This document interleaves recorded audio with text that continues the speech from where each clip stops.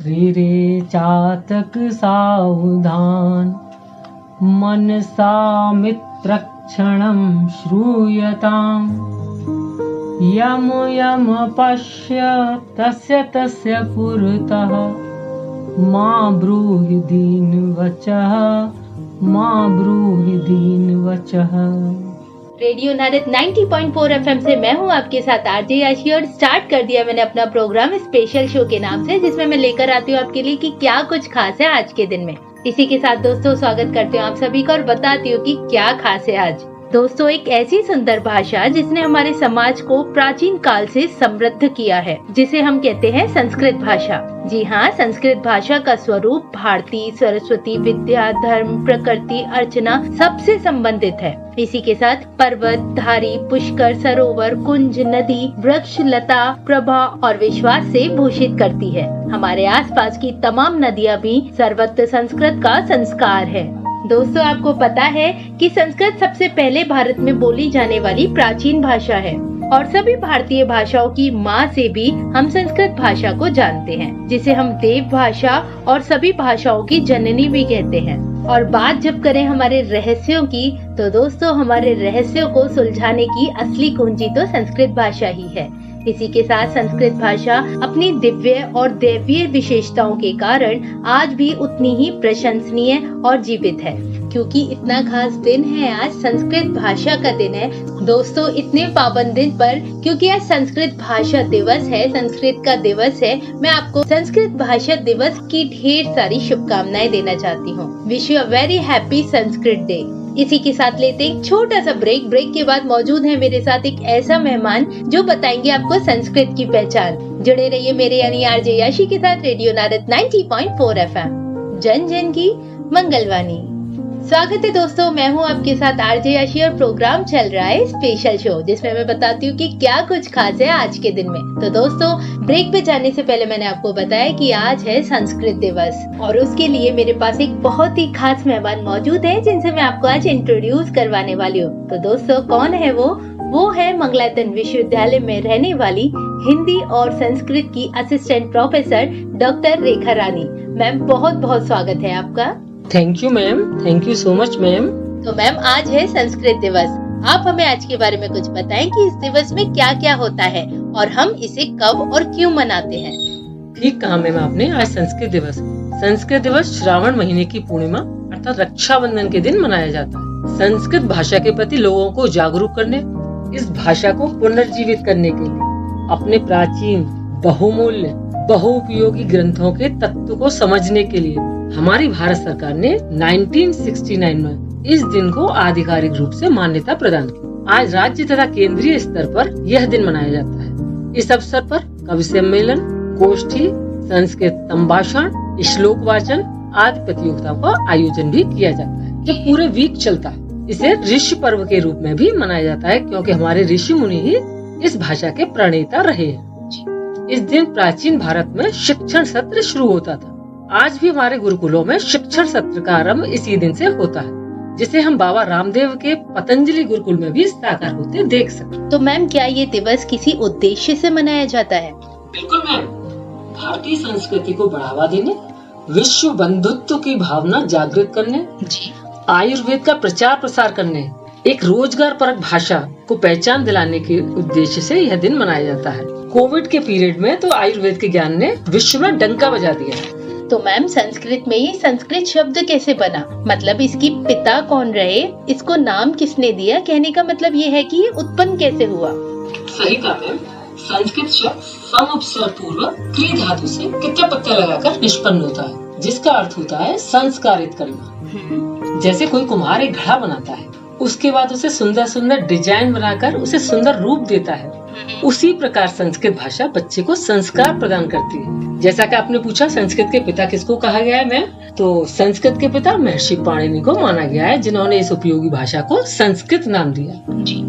अब हम यह संस्कृत भाषा की बात करें तो इससे हम क्या सीखते हैं, मतलब हम किस तरह से समझेंगे, और अगर इसके प्रकार की बात करें तो उसके बारे में भी हमें प्लीज बताएं। जी मैम, इस भाषा से हमें दूसरी भाषा सीखने में मदद मिलती है, अन्य भाषाओं का व्याकरण समझ में आता है। यह इतनी शुद्ध पवित्र भाषा है जो हमारे हृदय वाणी, कर्म व विचारों को संस्कारित करती है। अगर हम अपने सामने वाले व्यक्ति को नमन करते हैं तब हमारा शीश श्रद्धा से झुकता है और सामने वाले व्यक्ति के दिल में जगह बनती है।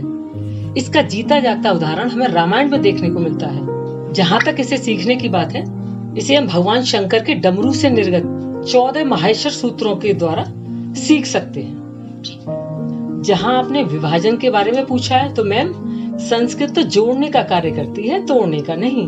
फिर भी संस्कृत साहित्य को हम 2 रूपों में देख सकते हैं। पहला वैदिक साहित्य, जिसमें सारा वैदिक वाङ्मय अर्थात वेद, वेदांग, आरण्यक, उपनिषद, आयुर्वेद, दर्शन जैसे ग्रंथ आते हैं। वहीं दूसरी ओर लौकिक साहित्य, जिसमें रामायण, महाभारत, इतिहास, पुराण, नाटक, काव्य ग्रंथ, नाट्यशास्त्र, अर्थशास्त्र जैसे ग्रंथ आते हैं। अरे वाह! इसी के साथ मैम एक गण शब्द का प्रयोग किया जाता है संस्कृत भाषा में, जिसके बारे में हम ज्यादा नहीं जानते हैं। तो आपसे दरख्वास्त करते हैं कि ये गण क्या होता है, हमें उसके बारे में बताएं और क्या उसके प्रकार भी होते हैं। संस्कृत में 10 गण होते हैं। धातुओं के विभाग अर्थात सेक्शन होते हैं। ओके। प्रत्येक धातु की गणना किसी न किसी गण, समूह या सेक्शन में होती है। अर्थात सभी धातुएं किसी न किसी गण से संबंध रखती हैं। ये गण 10 होते हैं, जैसे भूआदिगण, अदादिगण, देवादिगण, तनादिगण इत्यादि। ये तो हमने आपसे संस्कृत के बारे में जाना। इसी के साथ अगर हम इसके इतिहास की बात करें तो संस्कृत की शुरुआत कब और कैसे हुई? सृष्टि की उत्पत्ति के समय हमारे प्राचीन ऋषि मुनियों ने परमेश्वर की तपस्या की और उस परमपिता परमेश्वर ने उन ऋषियों को ज्ञान प्रदान किया। सृष्टि की उत्पत्ति के साथ हमारे प्राचीन ऋषि मुनियों ने परमेश्वर की तपस्या की और उस परमपिता परमेश्वर ने उन ऋषियों को ज्ञान प्रदान किया। उस ज्ञान को हमारे ऋषि मुनियों ने वेदों में लिपिबद्ध किया। वह ज्ञान संस्कृत भाषा में ही लिपिबद्ध किया गया। दूसरे रूप में हम कह सकते हैं कि वैदिक धर्म के साथ साथ संस्कृत भाषा की उत्पत्ति हुई। मैम, क्या संस्कृत भाषा में कुछ श्लोक उसके अर्थ के साथ समझाकर आप हमारे श्रोताओं को सुना सकते हैं? हम अपने दिन की शुरुआत संस्कृत भाषा के इस श्लोक के माध्यम से कर सकते हैं। जी। कराग्रे वसते लक्ष्मी, करमध्ये सरस्वती, करमूले तु गोविंदः, प्रभाते कर दर्शनम। अर्थात अपने दोनों हाथों की हथेलियों को जोड़कर दर्शन करें, क्योंकि हमारे हाथ के अग्रभाग में लक्ष्मी जी का निवास स्थान है। हाथ के मध्य भाग में सरस्वती जी विद्यमान है तथा हाथ के मूल में गोविंद जी विराजमान है। प्रातः काल अर्थात प्रभात काल में उनका दर्शन करें। और भी देखें, येषां न विद्या न तपो न दानम, ज्ञानम न शीलम न गुणो न धर्मम, ते मर्त्यलोके भुवि भारभूता, मनुष्य रूपेण मृगाश्चरन्। अर्थात जिन लोगों के पास विद्या नहीं है, जो तप नहीं करते, तप अर्थात परिश्रम नहीं करते, जो दान नहीं देते हैं, जिनके पास ज्ञान नहीं है, जिनका शील स्वभाव नहीं है, जो गुणी नहीं है, जो धर्म का आचरण नहीं करते हैं, वे लोग इस पृथ्वी पर भार स्वरूप हैं और पशुओं के समान विचरण करते हैं। इतने सारे सवाल और जवाबों के बीच एक लेते छोटा सा ब्रेक के बाद वापस हाजिर होंगे और करेंगे ढेर सारी चर्चा। जुड़े रहिए मेरे यानी आरजे याशी के साथ रेडियो नारद 90.4 FM। स्वागत है दोस्तों, रेडियो नारद 90.4 FM से मैं हूँ आपके साथ आरजे याशी और प्रोग्राम चल रहा है स्पेशल शो, जिसमें हम बात कर रहे हैं संस्कृत दिवस के ऊपर, क्योंकि आज है संस्कृत दिवस, जिसकी आपको ढेर सारी शुभकामनाएं। अब वापस से अपने प्रश्नों की तरफ चलते हैं और जानते हैं। मैम, हमारे श्रोता आपसे कुछ संस्कृत वैदिक मंत्र भी सुनना चाहेंगे जो मानव कल्याणकारी हो, यानी मानव के हित के लिए हो। हम प्रस्तुत वैदिक मंत्र के द्वारा ईश्वर से प्रार्थना कर सकते हैं। भद्रम कर्णे शृणुयाम देवः, भद्रम पश्येम अक्षभिर्यजत्रः, स्थिरैरङ्गैस्तुष्टुवांसस्तनूभिर्व्यसेम देवहितं यदायुः। इस मंत्र का अर्थ इस प्रकार है कि हे देव, हम अपने कानों से कल्याणमयी बातों को सुने, अर्थात अच्छा अच्छा ही सुने। अपनी आंखों से कल्याण देखें, अर्थात मंगलमय घटित होते हुए देखें। हे प्रभु, हम अपने स्थिर अंगों से अर्थात स्वस्थ शरीर से आपकी स्तुति करते हुए आपके द्वारा प्रदत्त 100 वर्ष की आयु को व्यतीत करें, अर्थात जब तक हम जिए हमारे सभी अंग स्वस्थ अर्थात निरोगी रहें। और भी आगे मंत्र देखिए, शुक्ल यजुर्वेद में पूर्ण आरोग्य के साथ 100 वर्ष या उससे भी अधिक दीर्घायु की कामना करते हुए सूर्य देव से प्रार्थना की गई है। पश्येम शरदः शतम्, जीवेम शरदः शतम्, शृणुयाम शरदः शतम्, प्रब्रवाम शरदः शतम्, दीनाः स्याम शरदः शतम्, भूयः शरदः शतात्। अर्थात इस जगत के चक्षु सूर्य भगवान पूरब दिशा में उदित होते हैं। हम उन सूर्य देव की प्रार्थना करते हैं और इस प्रकार प्रार्थना करते हैं कि हे सूर्य देव, हम 100 शरद देखें। शरद मतलब शरद ऋतु, अर्थात 100 वर्षों तक हमारे नेत्र की ज्योति बनी रहे। हम 100 वर्षों तक जिए, अर्थात हमारा जीवन 100 वर्षों तक चलता रहे। हम 100 वर्षों तक सुने, अर्थात हमारे कानों की श्रवण शक्ति 100 वर्षों तक सुचारू रूप से चले। हम 100 वर्षों तक बोल सकें, अर्थात हमारी वागेंद्रिय अर्थात जीभ 100 वर्षों तक स्पष्ट बोल सके। हम 100 वर्षों तक दीन अवस्था से बचे रहें, अर्थात हमें दूसरों पर डिपेंड न रहना पड़े।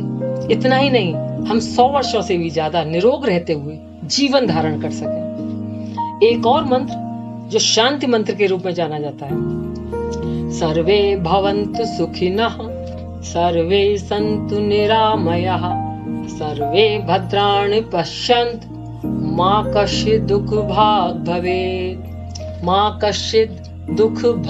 भवेत्। हे ईश्वर, ऐसा वर दो कि सभी लोग सुखी रहें, सभी निरामय अर्थात निरोगी रहें, माने रोग रहित रहें, सभी मनुष्यों का कल्याण हो तथा कोई भी व्यक्ति इस जगत में दुख का भागी न बने। बिल्कुल मैम, किसी को भी इस जगत में दुख का भागी बनना भी नहीं चाहिए। हम भी यही कामना करते हैं कि हर कोई स्वस्थ रहे, मस्त रहे, खुश रहे। इसी के साथ अगर हम हिंदू समाज की बात करें तो मैम, हमारे हिंदू समाज में ऐसी कौन कौन से धार्मिक ग्रंथ लिखे गए हैं जिनकी रचना संस्कृत में हुई है, और उसी के साथ कोई श्लोक भी हमारे श्रोताओं को सुनाए। संस्कृत में अनेक धार्मिक ग्रंथ लिखे गए हैं, जैसे वेद, पुराण, रामायण, महाभारत, गीता आदि और भी। गीता सबसे उत्तम और सर्वमान्य धार्मिक संस्कृत ग्रंथ है। किसी के पास इतना समय नहीं है कि वह वेद या उपनिषद पढ़ सके, उसके लिए गीता ही सबसे उत्तम धर्म ग्रंथ है। गीता को अच्छे समझने से ही आपकी समझ में बदलाव आ जाएगा। धर्म, कर्म, योग, सृष्टि, युद्ध, जीवन, संसार की जानकारी हो जाएगी और सही गलत की पहचान होने लगेगी। मैं आपके सामने कुछ गीता के श्लोक रखती हूँ। कर्मण्येवाधिकारस्ते मा फलेषु कदाचन। अर्थात भगवान श्री कृष्ण गीता में अर्जुन से कहते हैं कि हे अर्जुन, कर्म पर ही तेरा अधिकार है, माने अर्थात तू कर्म कर, जो तेरा कर्तव्य है उसी को तू कर, कभी भी फल की इच्छा मत कर, अर्थात फल तेरे हाथ में नहीं है। इसलिए हमें कि सिर्फ कर्म पर ध्यान देना चाहिए, अपने कर्तव्यों का पालन करते रहना चाहिए और फल ईश्वर के हाथ छोड़ देना चाहिए। और भी गीता में भगवान श्री कृष्ण कहते हैं, यदा यदा हि धर्मस्य ग्लानिर्भवति भारत, अभ्युत्थानं धर्मस्य तदात्मानं सृजाम्यहम्।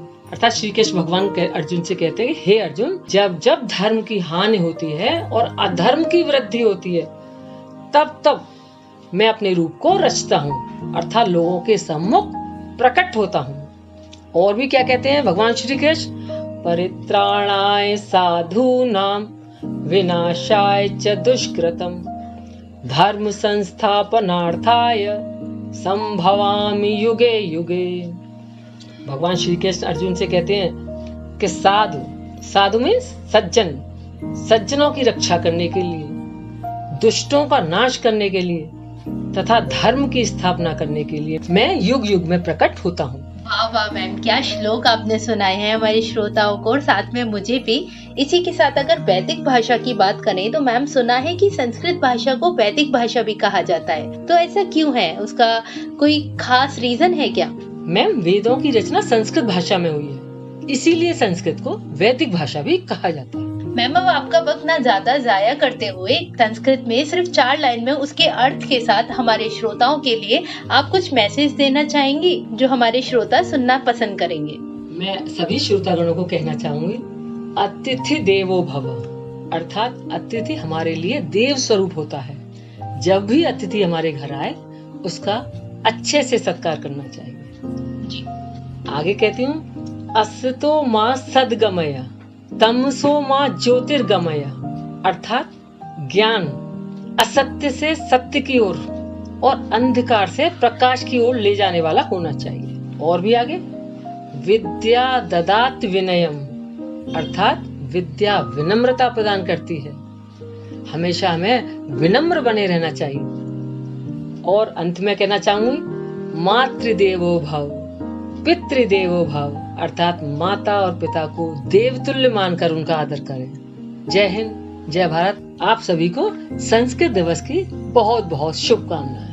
Thank you so much ma'am कि आपने अपने कीमती वक्त में से हमारे साथ इतनी सारी जानकारी साझा की। हमारे श्रोताओं को श्लोक, मंत्र, गीता का ज्ञान भी सुनने को मिला, उसके लिए आपका बहुत बहुत धन्यवाद। इसी के साथ दोस्तों, ये थी मंगलायतन विश्वविद्यालय में रहने वाली हिंदी और संस्कृत की असिस्टेंट प्रोफेसर डॉक्टर रेखा रानी, जिनके साथ हमने ढेर सारी चर्चा करी संस्कृत दिवस के ऊपर। अब अपने प्रोग्राम को देते यहीं विराम। कल फिर हाजिर होंगी अगला ही कुछ खास दिन लेकर, जिसमें बताऊंगी कि क्या कुछ खास है आज ही के दिन में। तो दोस्तों सुनते रहिए मेरे साथ रेडियो नारद 90.4 FM।